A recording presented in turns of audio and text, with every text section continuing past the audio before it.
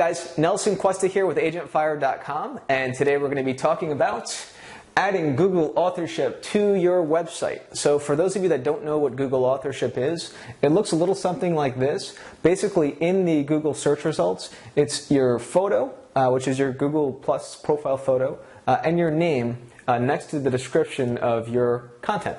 Now, this is great for two reasons. Number one, it's a positive social indicator. So you want to give Google as many reasons to trust your website and the content from your website as possible. This is one very good reason. Number two, it's going to increase clicks. So posts and pages with Google Authorship are going to appear more authoritative. You've probably been more likely to click onto links that have Google Authorship as opposed to ones that don't. So two very good reasons to make sure that you have Google Authorship set for your WordPress website. Now, to set this up is actually an extremely easy process. It's really only 3 steps, and we're going to walk you through that right now. So step 1, you're going to make sure that you have a Google Plus profile account. If you don't know how to do that, go ahead and just Google, how do I create a Google Plus profile? This video is assuming that you already know how to do that and you already have a Google Plus profile. Number 2, which really is number 1, you're going to add your Google Plus profile URL to your WordPress site. So to do this, log into your website, go to the dashboard. You're going to navigate down to Users, and you're going to click Your Profile. Once you're on this page, look for the Contact Information heading. You should see a Google field.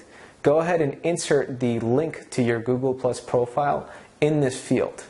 Now, to get the link to your Google Plus profile, what you want to do is go to your Google Plus profile. In fact, just go to the page. At the very top, you should see a URL with a bunch of numbers, and at the very end, there should be a / posts. That is the URL that you want, and copy that exactly as is into the Google field in your user profile. We're 50% of the way there. Step 3, you're going to add your website as a contributor on Google+.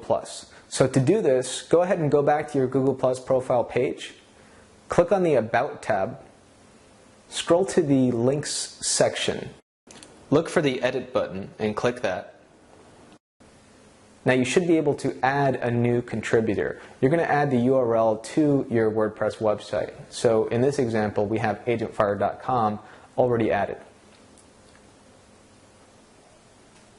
Now, believe it or not, we should be all set.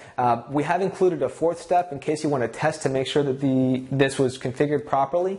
You can use Google's Rich Snippet tool. We're going to include a link to that in our YouTube description as well as in the video transcription on our website. But go ahead and click that link, and what you want to do is you want to copy and paste the URL from one of your blog posts into the field on this page.